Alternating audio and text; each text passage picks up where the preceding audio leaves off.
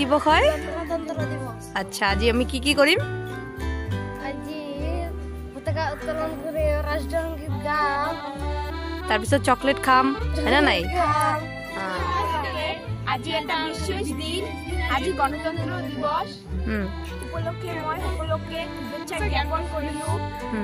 আৰু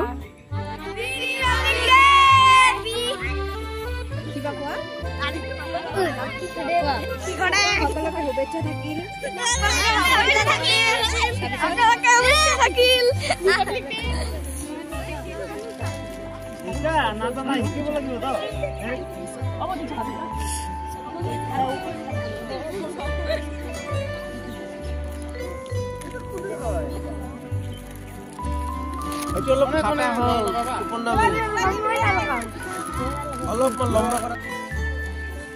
আমাৰ গণতন্ত্ৰ দিবসেৰ কাম একদম জোৰদাৰ চলি আছে, ভাল লাগিছে।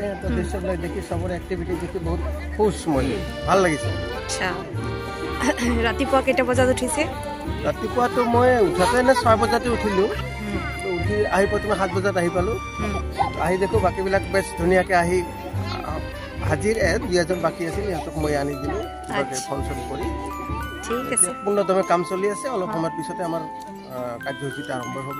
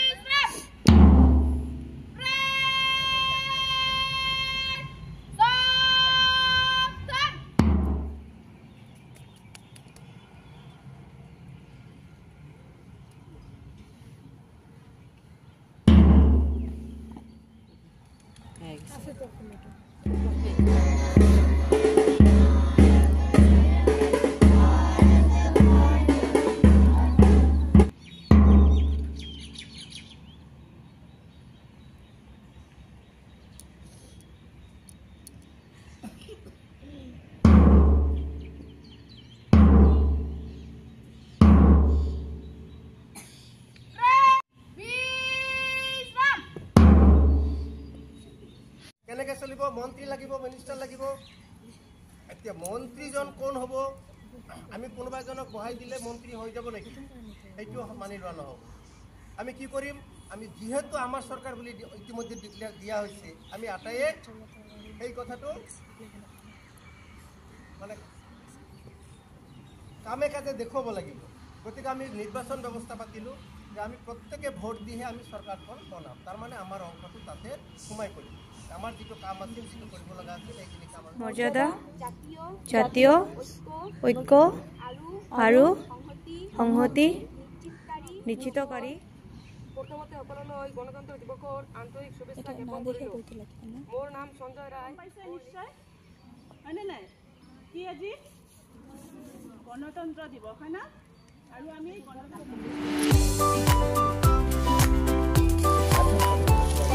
ৰিপাবলিক ডে পাৰ্টি হয়ে আছে,